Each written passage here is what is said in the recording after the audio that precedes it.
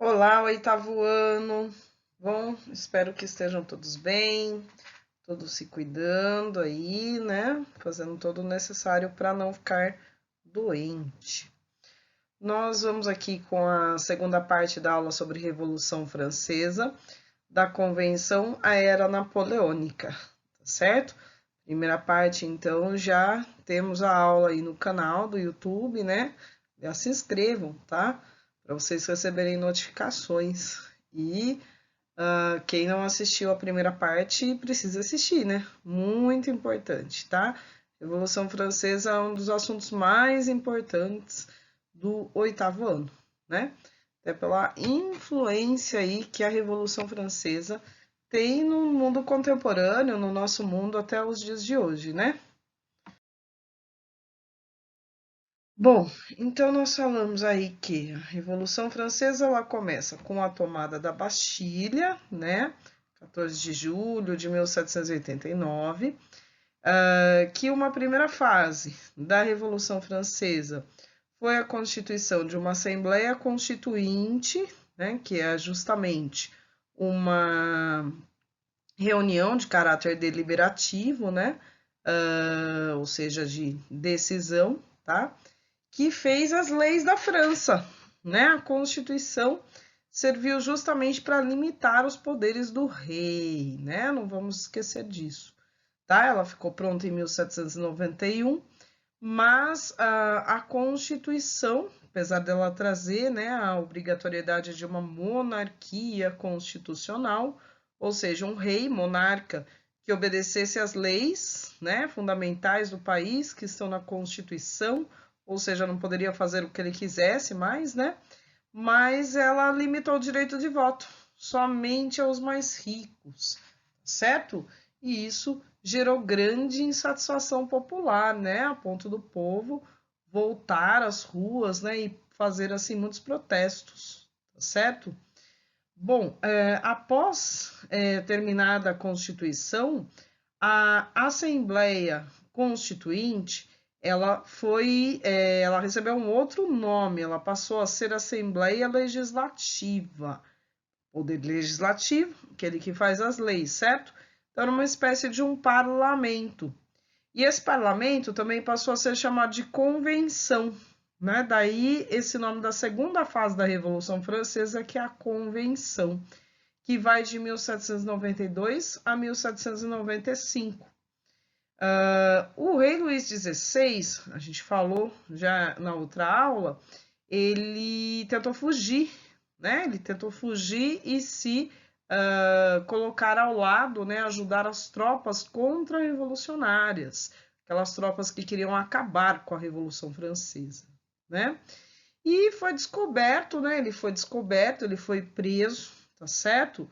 E após essa prisão dele, então foram convocadas novas eleições, com a participação pela primeira vez de todos os homens maiores de idade, independente da sua origem social, o chamado sufrágio universal masculino, tá certo?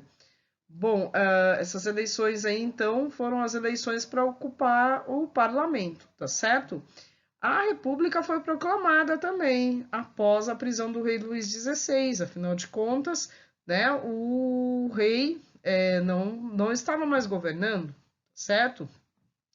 Em setembro de 1792, a Assembleia Nacional Constituinte, então, foi substituída por esta Convenção Nacional, essa espécie de parlamento, certo? E esse período passa a ser marcado aí pelo embate entre girondinos e jacobinos. Eles tinham muitas divergências, muitas diferenças, né? Uma delas era sobre o destino do rei Luís XVI, que estava preso, né? Os girondinos defendiam que ele fosse exilado, ou seja, que ele fosse ficar sob vigilância, mas em outro país, né? Fora da França, certo? Que ele não ficasse mais na França. Mas os jacobinos afirmavam que se ele ficasse vivo, ele poderia servir de apoio aos que queriam restabelecer o antigo regime, que era, né, uma boa parte da nobreza, ainda do clero, né, que queriam então restabelecer a monarquia absolutista na França, o antigo regime aí também, né, fazia parte dele aí essa monarquia absolutista, certo? Então, os jacobinos defendiam que ele fosse condenado à morte, certo? Então, olha só, aqui temos duas fotos da Convenção Francesa e nós temos três grupos na convenção. O grupo que está à minha esquerda, tá, é o grupo que tem representantes do clero e representantes da nobreza, tá? Eles são os girondinos, certo? As roupas, né? Que era o culote, a calça justa, as meias, o sapato, né? Mostram isso. O grupo que está, aliás, esse é a minha esquerda, mas é a direita, tá? De frente para a foto é o grupo da direita. Os girondinos ficavam à direita. Os jacobinos são os da esquerda, do outro lado, tá? Que já vestiam aí roupas mais modestas, não vestiam esse culote, né? E os que estão no centro são o pântano, tá? Na outra foto aparece aí esse parlamento inteiro, um grupo à esquerda, um grupo à direita e um grupo ao centro. Bom, a convenção, então, ela cria um novo calendário a partir da proclamação da República. O ano de 1792 passa a ser o ano 1 e os meses ganham outros nomes assim mais laicos, né? Não associados aí à mitologia grega e romana, nem aos termos aí da igreja, né? Então, os meses aí recebem denominações de acordo com as estações do ano e das manifestações naturais, né? Da atmosfera. Os anos do outono eram o vindimário, o ano da colheita da uva, o brumário, mês das brumas, névoa, o frimário, o mês das geadas, os meses de inverno, o nivoso, quando nevava, o pluvioso, mês das chuvas, o ventoso, mês de muitos ventos. Na primavera, tínhamos aí o germinal, mês da germinação das plantas, o floreal, que era quando dava muitas flores, o prairial, aí quando as pradarias, né, ficavam bem cheias, bem floridas, o verão, o messidor, tá, o mês da colheita, o termidor, mês de mais calor, e o frutidor, o mês das frutas, né? Então, esse passou a ser o calendário da Revolução Francesa, certo? Então, veja aí que também rompe com o calendário cristão, né? Começa a contar o ano 1 a partir do momento que a República é proclamada, tá? A convenção decidiu em janeiro de 1793 pela condenação do Luís XVI à morte. Ele e a sua esposa, a Maria Antonieta, foram guilhotinados. Depois vou mostrar a guilhotina, que foi um instrumento novo que surgiu com a Revolução Francesa, hein?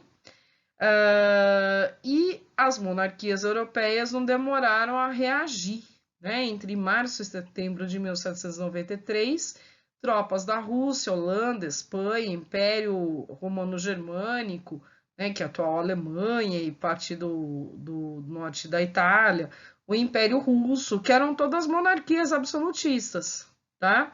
E mais a Inglaterra, né? A Inglaterra não era mais absolutista, mas a Inglaterra também era contrária à Revolução Francesa.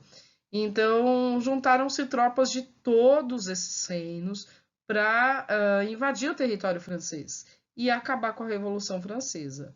Havia o medo de que o exemplo da Revolução se espalhasse e acabasse com os privilégios sociais, né, do clero, da nobreza, certo? Dos reis absolutistas. Então, por isso, essa ansiedade em acabar com a Revolução Francesa. Bom, diante do agravamento da crise, os girondinos foram perdendo força e os jacobinos, que eram essa camada aí mais baixa, foram ganhando força. Os jacobinos, eles tinham o apoio dos sans-culottes, lembram-se que a gente falou na outra aula? Eram os mais pobres, né? Os pobres de Paris.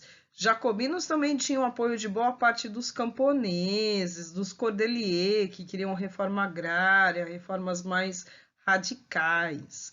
Então, olha só, os girondinos eles vão perdendo força porque eles não querem fazer leis que realmente dê direito aos mais pobres, como voto, como medidas que levem à melhoria da qualidade de vida dessas pessoas, né, a ter emprego, a ter direitos, né, para essas pessoas. Por isso que eles vão perdendo força, tá? Bom, mas as disputas entre os jacobinos continuaram a existir. Prova disso é que em julho de 1793, um dos líderes populares da convenção, o Jean Paul Marat, foi assassinado por uma militante girondina, né? E quem ficou à frente da convenção, vocês vão ver, é o Robespierre, que também perseguiu o Danton. Então, realmente não houve essa harmonia aí entre os jacobinos. Havia muita disputa entre eles desde o início. Ali nós vemos na foto a guilhotina, né? A guilhotina aí que foi um instrumento que facilitou a pena de morte, né? Ela cortava rapidamente aí a cabeça, né? Sem que o condenado ficasse sentindo dor. É importante a gente ver que antes da Revolução Francesa, as execuções aconteciam em público, né? Inclusive, a gente já falou que no século XV e XVI, os tribunais do Santo Ofício queimavam os hereges na fogueira, né? Muitas vezes queimavam vivo. Então, era um espetáculo de dor. E havia tortura feita em público mesmo, tá? Antes da Revolução Francesa, quando se tratava de crimes assim, né, muito crimes hediondos, né, que a gente fala hoje, tá? Como estupro, como, né, assassinatos a sangue frio, né? Então, aí o criminoso era torturado, inclusive na frente de todo mundo. Então a guilhotina dá esse tratamento assim um pouco mais humano, né? Não vai ficar sofrendo, passando dor, né? Vai morrer aí instantaneamente, tá? Mas ainda não tinha acabado a pena de morte, vai acabar depois da Revolução Francesa, tá? Então aí se estabelece uma república jacobina, tá? De 1792 a 1795. Essa república jacobina, ela estabeleceu o sufrágio universal masculino. Sufrágio universal, todos podem votar. Masculino, todos os homens, independente de ser pobre ou rico. Ou seja, as mulheres ficavam excluídas, né? Por isso elas continuaram fazendo muitos protestos, né? A gente já viu aí que elas fizeram a Declaração dos Direitos da Mulher Cidadã, né?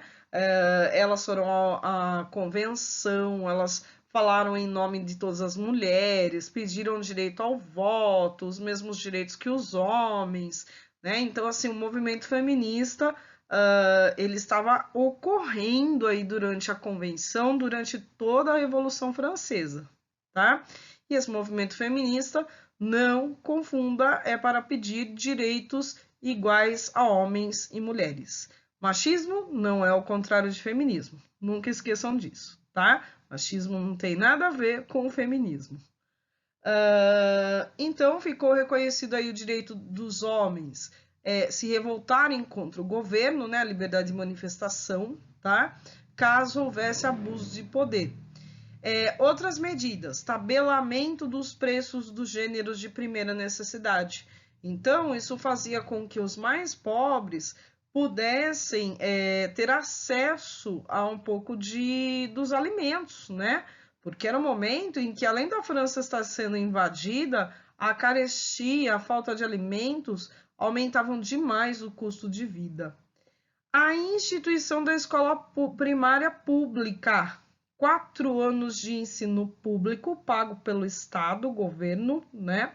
E obrigatórios. Ou seja, isso iria acabar com o analfabetismo definitivamente na França, dando acesso aí, inclusive aos camponeses, aos sans-culottes, aos mais pobres, né? Acesso à escola, tá? Então, a educação pública e obrigatória, ela começa com a Revolução Francesa, tá? Os jacobinos também promoveram reforma agrária. O que é isso? redistribuição de terras, tirar de quem tem muito, os nobres, o clero, e dar para aqueles que não têm, camponeses, que é muito comum aí eles montarem as cooperativas agrícolas, certo? Então, beneficiou aí 3 milhões de camponeses nessa reforma agrária. As tropas do exterior continuavam pressionando a França, querendo acabar com a Revolução Francesa. Os girondinos conspiravam contra a Revolução Francesa, e então os jacobinos começaram a tomar algumas medidas radicais. Foram criados o Comitê de Salvação Pública, sob o comando de Danton. Esse comitê era responsável pelo controle do exército e da administração pública. E o Tribunal Revolucionário, né, que tinha como líder Robespierre. O Robespierre, o Tribunal Revolucionário, estava encarregado de vigiar, prender e punir os traidores da Revolução. Então, aí que muita gente vai ser condenada à morte, né? Quer dizer, quem comumente aí era denunciado podia ser visto como um traidor da Revolução e ser condenado à morte na guilhotina, né? O Robespierre ele foi concentrando poderes em suas mãos e ele passou a fazer uma perseguição sistemática, inclusive entre os jacobinos, aos traidores, chamados traidores da Revolução. Isso acabava sendo uma ditadura, né? O Robespierre, inclusive, condenou Danton à morte, né? Então ele assumiu sozinho o poder, basicamente. E aí que essa ditadura jacobina, né, que tinha à frente o Robespierre, foi chamada de período do terror, certo?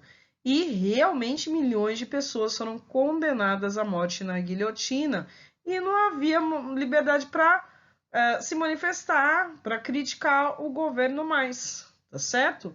Por isso ditadura, né? Quando a gente tem um governo que não é democrático, onde você não pode se manifestar, não pode votar, não pode criticar o governo, nós temos o quê? Uma ditadura, tá?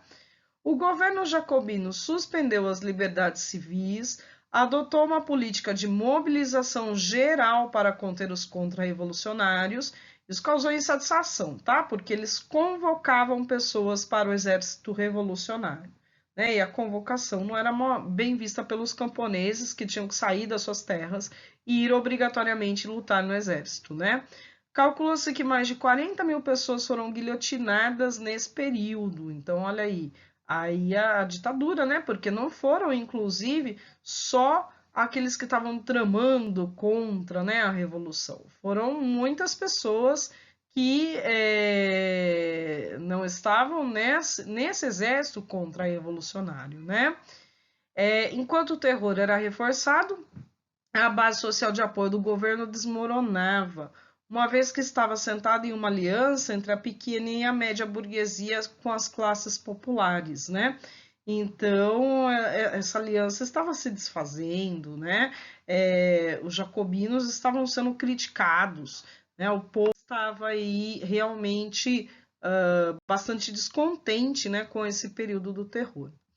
Então, foi aí que a alta burguesia, né, que eram os girondinos, né, lembram-se que a gente falou, que essa alta burguesia, donos de algumas fábricas que tinham na França, banqueiros, né, grandes comerciantes, então era uma camada mais rica, certo? Então ela passa a fazer campanha contra o governo jacobino, porque ela temia perder os seus bens, né? O povo cada vez mais desesperado, com a miséria, né, que se agravava na França, e os girondinos então fazendo essa campanha contra o governo jacobino, né? Aproveitando-se da divisão entre os sans-culottes, né, que tinham demandas mais populares, que nem tinham sido atendidas, né, continuava a carestia, continuava tendo aí muita falta de alimentos, alta do custo de vida. Então, os jacobinos, com esse extremo autoritarismo, mais essa dificuldade financeira, essa dificuldade econômica, né, eles foram perdendo aí a sua base de apoio. E essa alta burguesia girondina articulou um golpe em 27 de julho de 1794, mas a França não adotava mais esse calendário juliano, né? Então, no calendário francês era 9 Thermidor, tá? Por isso, golpe do 9 Thermidor, tá? Robespierre foi preso, vários dos seus partidários, dos seus defensores, como Saint-Just, foram presos também, muitos condenados à morte, o próprio Robespierre, né? Então, os girondinos usando a mesma tática, né? O terror, né? Guilhotinando todos aqueles que eram a favor dessa revolução mais popular, mais radical, né? Após o afastamento de Robespierre do poder, o governo passou então a ser governado por políticos que representavam esses interesses da alta burguesia girondina. Então, o diretório, tá, foi aí um governo da alta burguesia, certo? Dos girondinos. Eles elaboraram uma nova constituição para a França, né, um novo conjunto de leis. O poder político foi entregue a um conselho de 5 membros, eleitos apenas pelo parlamento, né, o tal do voto indireto, quando só os deputados votam, né, o povo não vota, não participa da eleição. Então, eleitos aí para um mandato de 5 anos, e aí esse governo ficou conhecido como diretório. Olha só, o diretório, o que ele faz? Ele tira o voto popular, o voto volta a ser censitário, isso estava na Constituição, tá? Então, só os mais ricos poderiam votar. O governo fecha escolas públicas, não quer mais essa obrigatoriedade do ensino e muito menos gastar para ter o ensino, né, público, o ensino para todos, tá? É um governo que representa os mais ricos, então eles não estão preocupados aí com os pobres estudarem, né? E revoga o tabelamento de preços aí, né? Então os preços voltam a subir bastante.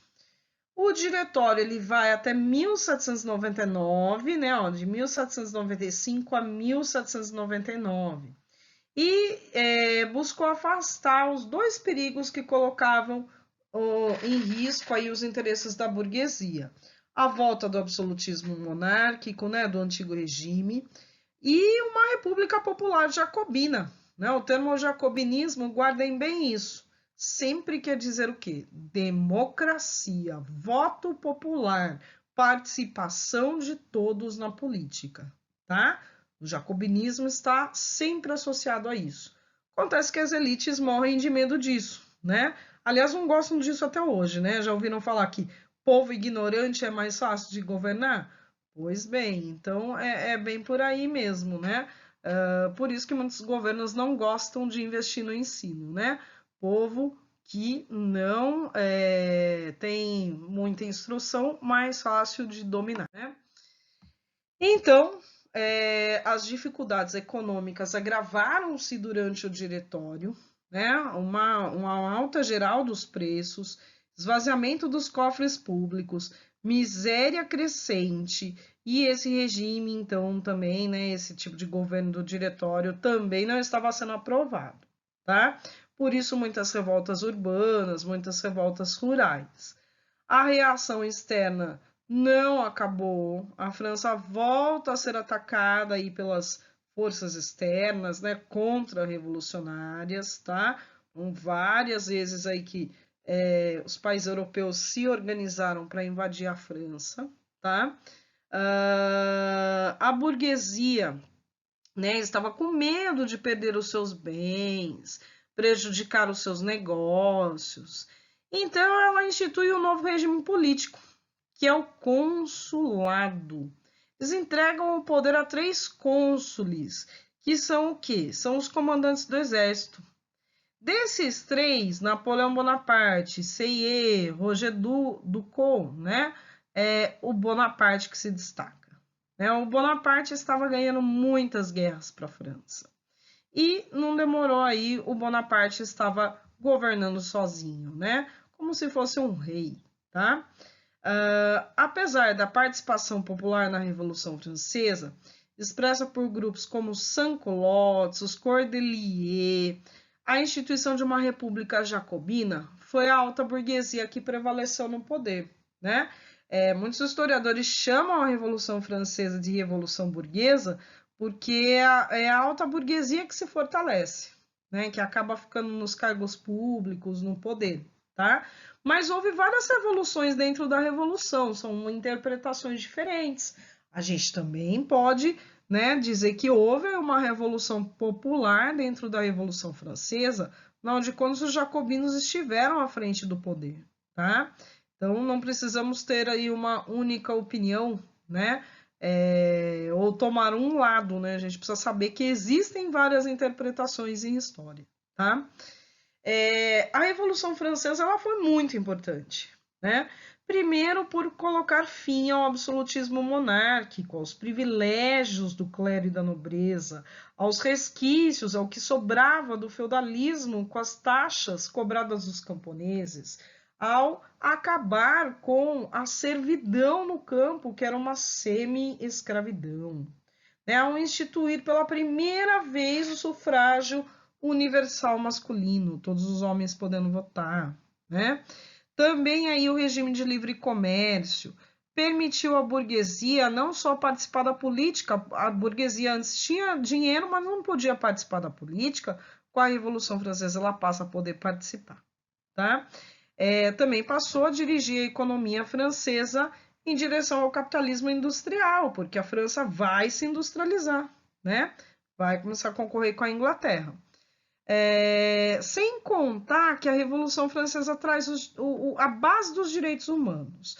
Os direitos humanos, eles são instituídos mesmo após a Segunda Guerra Mundial, né? Quando se lança a Declaração dos Direitos Humanos em 1948, né?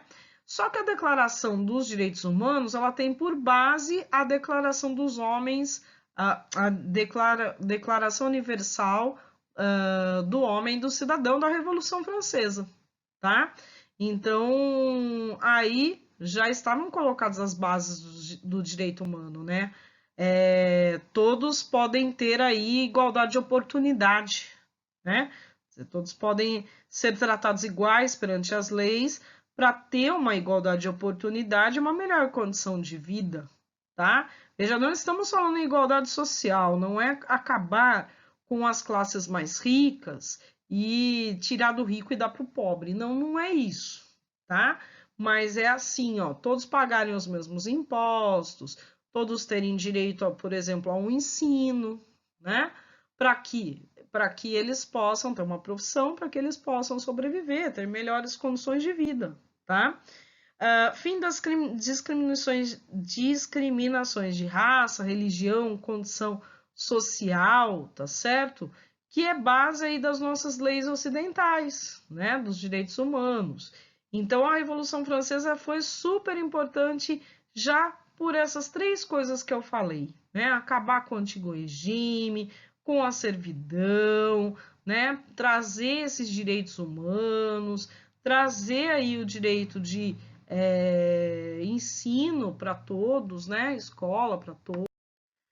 Então, a partir de 1789, Napoleão Bonaparte vai estar no poder na França, tá? Vai ficar até 1815, esse período é chamado de Era Napoleônica, tá? O nosso atual modelo de ensino deve muito à Revolução Francesa, tá certo? Por causa do Estado laico. O que é o Estado laico? É o Estado desvinculado da religião, tá?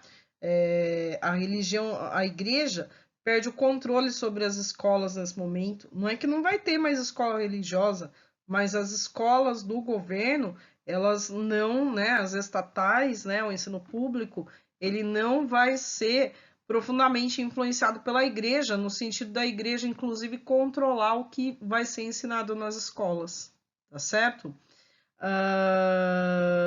E também aí se criou essa escola primária aí, nesses 4 anos obrigatórios que depois foram ampliados.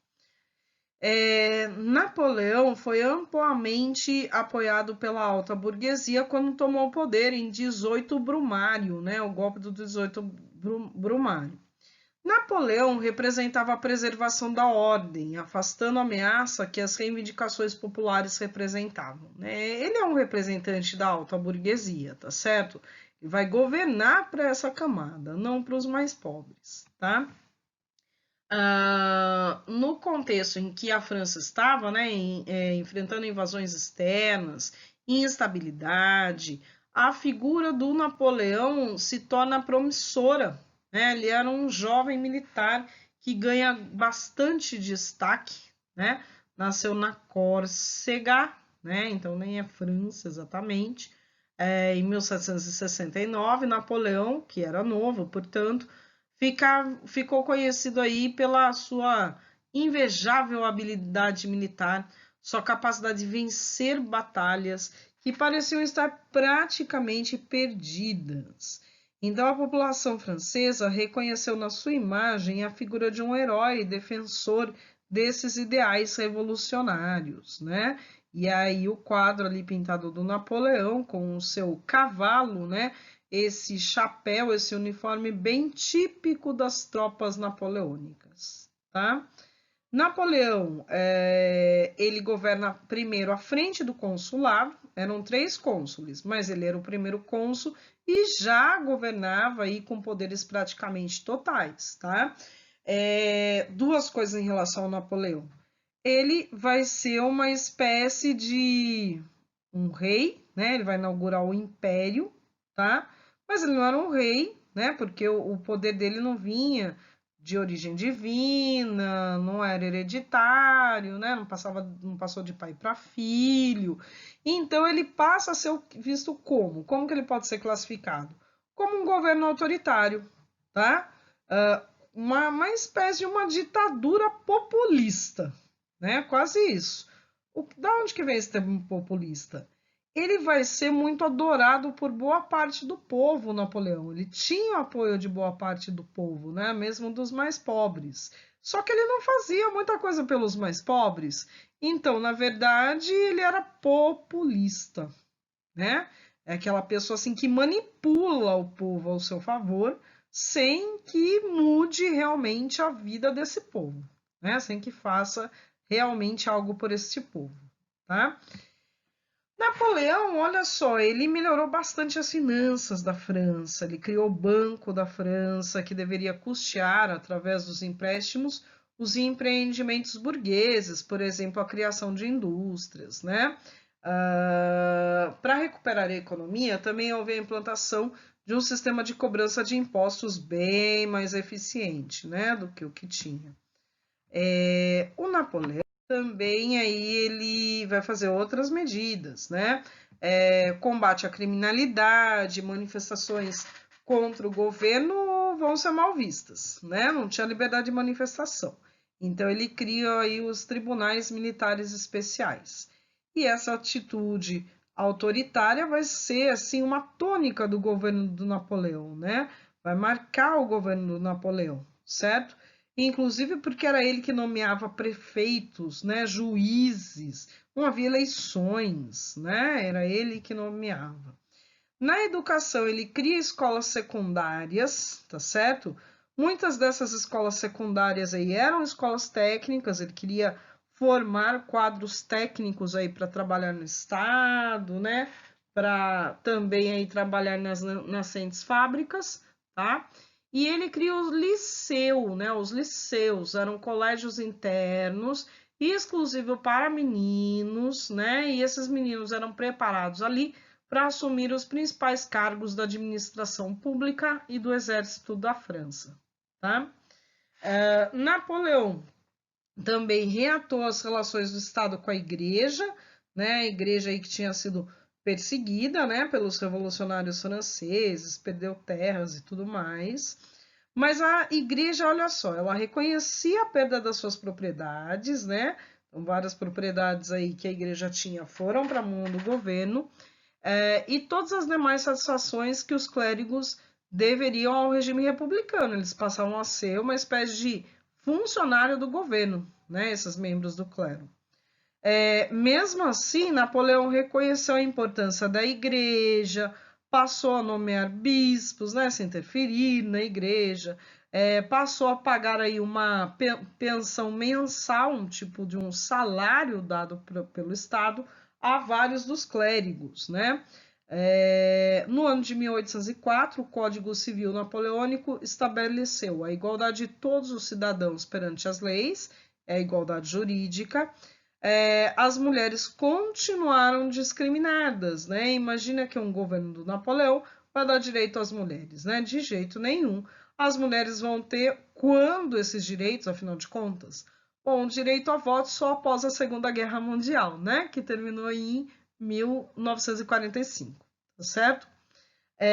No entanto, as mulheres continuaram então discriminadas e o código colocava elas subordinadas civilmente à autoridade do pai e do marido. A mulher tinha que obedecer ao pai ou ao marido, né?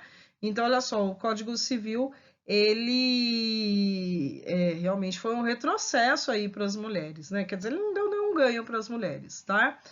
Também proibiu greves e manifestações, restabeleceu a escravidão nas colônias. Então, na verdade, um retrocesso, né? Restabelecer a escravidão, tá? E não ter liberdade para se manifestar, para fazer greve, tá? Por isso, um governo autoritário, né? Não admite nenhuma manifestação contrária, tá? Os bons resultados da administração do Napoleão materializaram paulatinamente a conquista do poder absoluto de Napoleão. Tá? Então, sim, os bons resultados econômicos, né, as campanhas militares, e aí a França ela tem um respiro, ela tem assim um momento de melhora na sua condição econômica, né? E isso faz com que o povo francês apoie restritamente Napoleão. Em 1902, um plebiscito, né, uma consulta popular, tá? Os franceses foram às urnas para responder se eles concordavam que Napoleão se tornasse cônsul vitalício, cônsul para a vida inteira, único cônsul, né? Governando aí com todos os poderes enquanto ele vivesse, certo? Enquanto isso, né, as tensões entre França e Grã-Bretanha acirravam-se. A Grã-Bretanha, né, na qual está a Inglaterra, declarou guerra à França e foi apoiada por tropas da Rússia, Áustria, né? Então, olha só, né, guerra ao Napoleão, tá? O Napoleão, então, ele usa uma desculpa nesse momento, né? Que ele precisava de maiores poderes para combater essas potências estrangeiras, que a revolução estava ameaçada, que os países iriam justamente invadir a França, né? Então, o que que ele faz? Ele se autoproclama imperador, como aparece na foto em cima, em 1804, né? O Papa até ia colocar a coroa na cabeça dele, mas aliás, as autoridades religiosas da França. Mas ele pegou a coroa e ele mesmo se coroou, né? A atitude de quem diz, eu não preciso do apoio de ninguém, né? Eu mesmo me basto, tá? Então, Napoleão, uma vez coroado, tá? Fez questão de dizer que ele era defensor do regime republicano, mas ele acabou governando de forma autoritária, como os reis absolutistas gostavam de governar, né, de forma bem autoritária, tá? Mas, assim, ele era inovador no sentido das medidas que ele tomava, né? Além dos liceus, das escolas, investimento em indústria, novas estradas, ele era inovador nas medidas econômicas, nas medidas aí de também administrativas, né? Nisso ele era inovador, tá? Em Paris mesmo, ele fez assim uma espécie de uma reforma urbana, né? Já está começando aí uma reforma urbana mesmo. Mandou pavimentar ruas, drenar pântanos, construir grandes edifícios, pontes, criou sistemas de iluminação pública, saneamento básico, né? Mas enquanto ele ia fazendo isso e acabava beneficiando até um pouco da população pouco mais humilde, mas um pouco, só uma pequena parte. Por outro lado, ele ia ampliando a censura, né? Ele ia criando seus próprios meios de divulgação das suas conquistas, né? O controle dos meios de comunicação para fazer propaganda do seu governo, né? Para mostrar o quanto seu governo ia bem, tá? Em contraste aos ganhos militares, principalmente terrestres, o governo francês tinha enormes dificuldades para ampliar os números da sua economia. Tinha dado um respiro, mas precisava crescer muito mais para chegar perto do país mais rico do mundo naquele momento, a Grã-Bretanha, tá?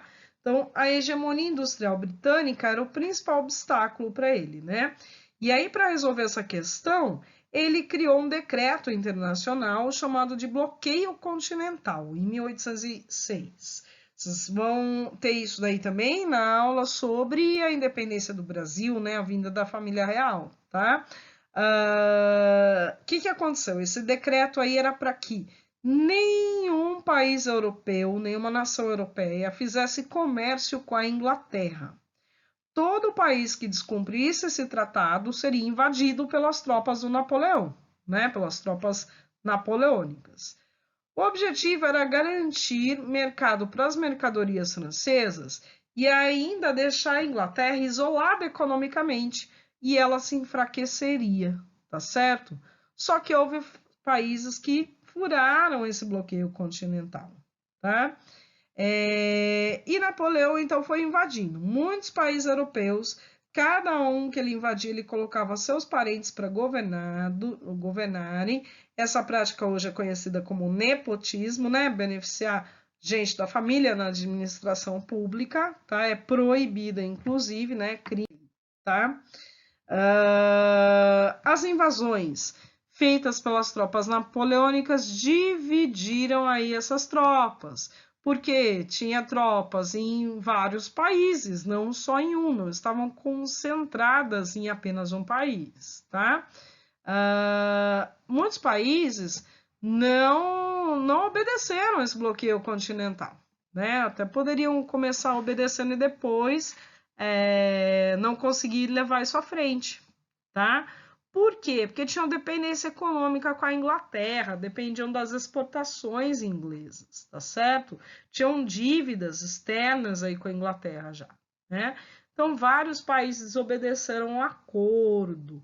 A Rússia foi um dos primeiros, tá? Então, aí em 1812, a Rússia é invadida pelas tropas napoleônicas porque a Rússia não tinha, né, aderido aí a esse bloqueio continental, tinha voltado a fazer comércio com a Inglaterra, tá?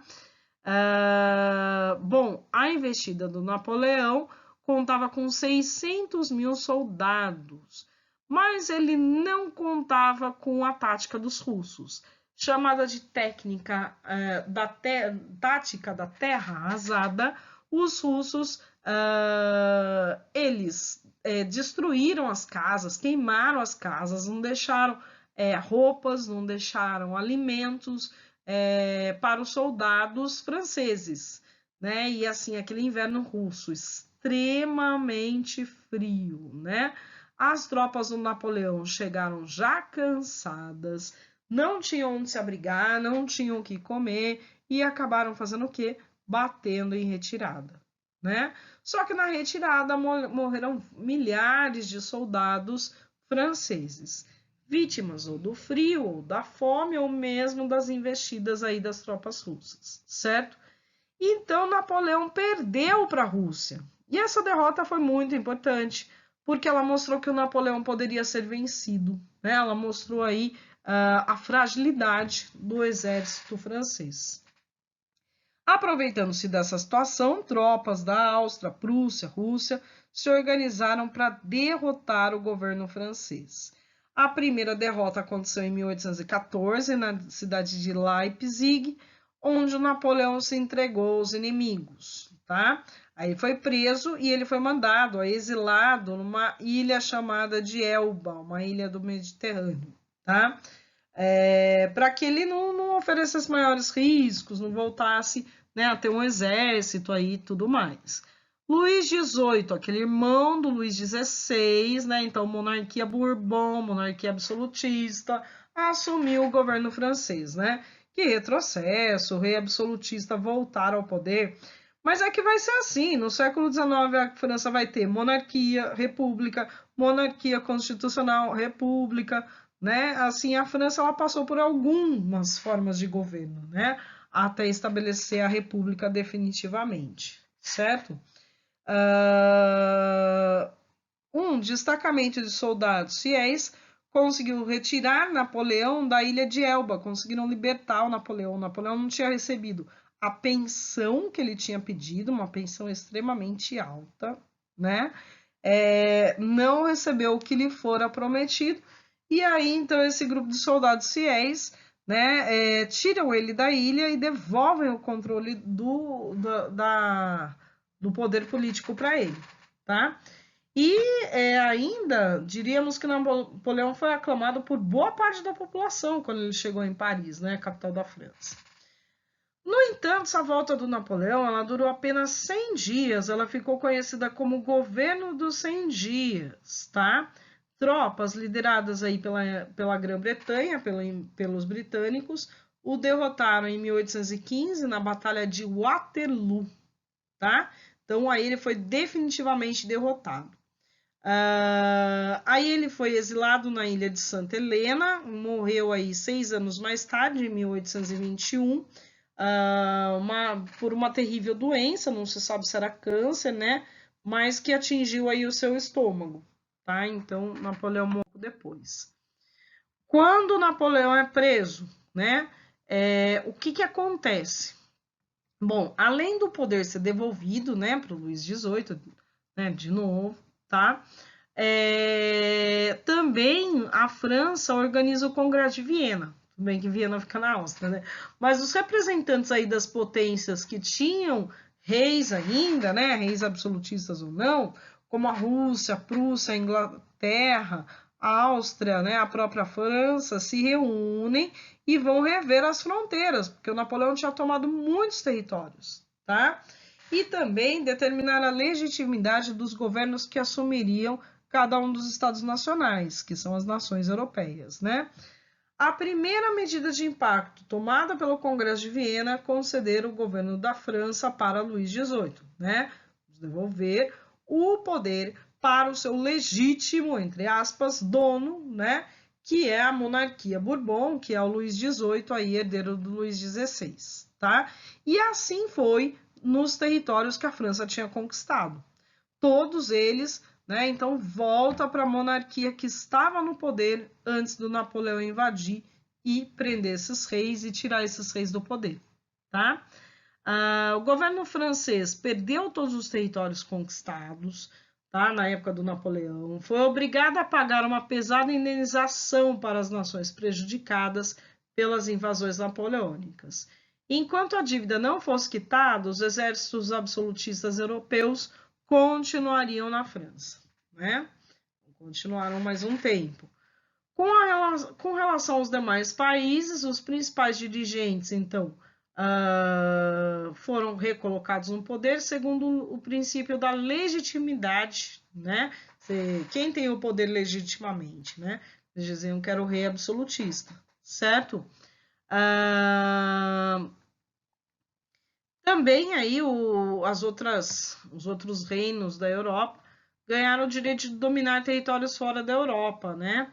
Isso daí vai ser o período do imperialismo, né? Que a gente ainda vai falar, que foi a conquista de territórios aí na África e na Ásia, tá? Vai vendo mais no nono ano, né?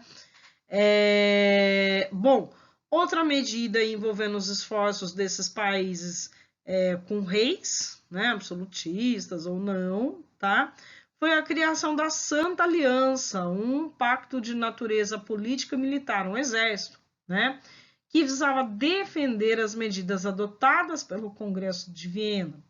Esse exército ele tinha como objetivo conter qualquer revolta liberal, né? Revolta liberal previa liberdade política, liberdade econômica.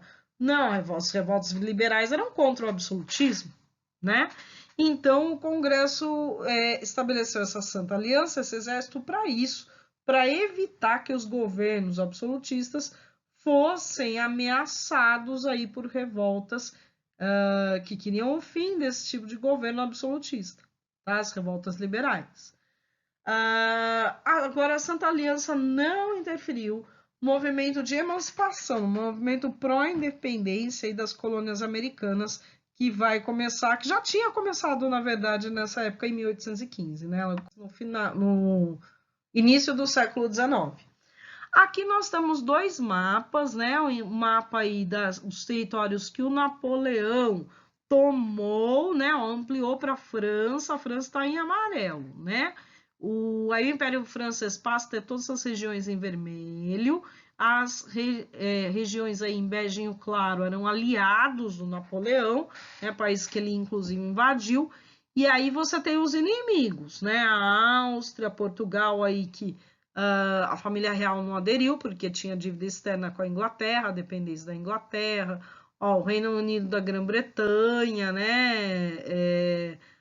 A Rússia mesmo são os inimigos do Napoleão, tá? Mas você veja que o Napoleão conquistou terras.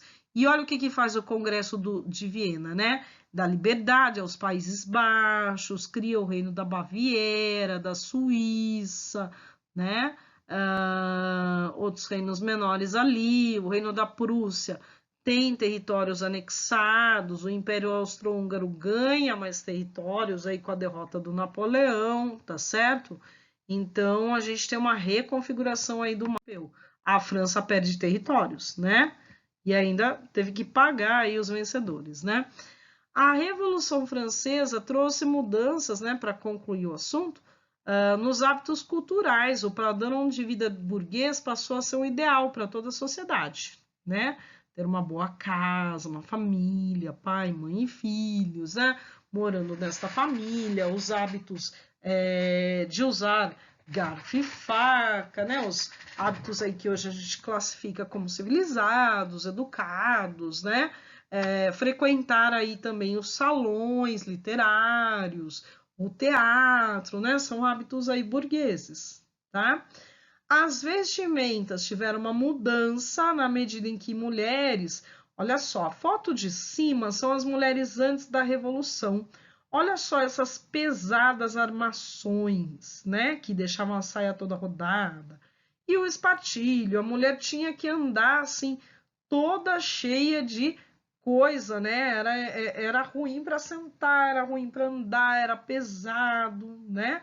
Então, após a Revolução Francesa, os vestidos passam a ser mais confortáveis, sem essas pesadas armações, espartilho, mais um monte de coisa que incomodava a mulher, como você vê no vestido de baixo, tá? Coisa aí bem mais simples. Algumas mulheres no século XIX vão começar a usar calças, tá? E, aliás, isso não era nem um pouco bem visto na sociedade. O vocabulário mudou, né? As pessoas começaram a se tratar por cidadãos, cidadãs, ao invés de vossa senhoria, né? É o tu, né? Começa a se tratar por tu, que seria o nosso você, tá? E não, né, vossa excelência, mais nada disso, né? Então o vocabulário fica bem mais simples. Muitos homens e mulheres passaram a expressar seu apoio à revolução usando roupas e acessórios com as cores da bandeira francesa, azul, branca e vermelha, né? Então, quem andava aí com essas roupas, se seja a roupa dos homens, demorou mais para a roupa dos homens mudar, mas eles também não vão mais andar com o culote e aqueles chapéus tudo cheio de pluma. E essa roupa do homem aí tem uma faixa, né, com as cores da bandeira francesa, né, que representam a igualdade, a liberdade e a fraternidade, né? Então, o branco, o azul e o vermelho, tá? A educação mudou bastante. Antes era destinada apenas às camadas mais ricas. A educação passa a ser vista como necessária para preparar o cidadão. Mesmo o filho do pobre, ele para ser cidadão, ele tem que ter instrução, né, para poder votar conscientemente, participar da política, mas também para servir ao Estado como funcionário público, como soldado de amanhã, né? Ou mesmo para trabalhar, né, para ocupar alguma vaga no mercado de trabalho. Né? Ao invés da criança ser mão de obra braçal para os campos, que era o que acontecia quando as crianças entravam aí na adolescência, né, 11, 12 anos, elas passavam a ajudar nos serviços domésticos, na roça, nas oficinas de manufaturas. Não, agora ela é vista como um ser a ser preservado, a ser preparado para o futuro, tá? Não como mera mão de obra braçal, né? Bom, pessoal, então além desses hábitos aí, vocês vão ouvir falar de outros, tá? Por exemplo, a questão do restaurante, né? Que nem existia, então foram criados restaurantes populares, restaurantes que podiam ser frequentados aí até por pessoas da camada mais baixa, né?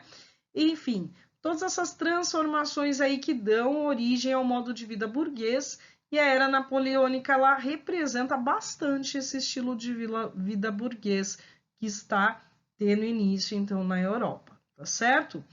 Então ficamos por aqui, né? Estamos à disposição para maiores dúvidas. Curte aí a aula se você gostou, tá? Pergunta, vamos interagir, vamos, né?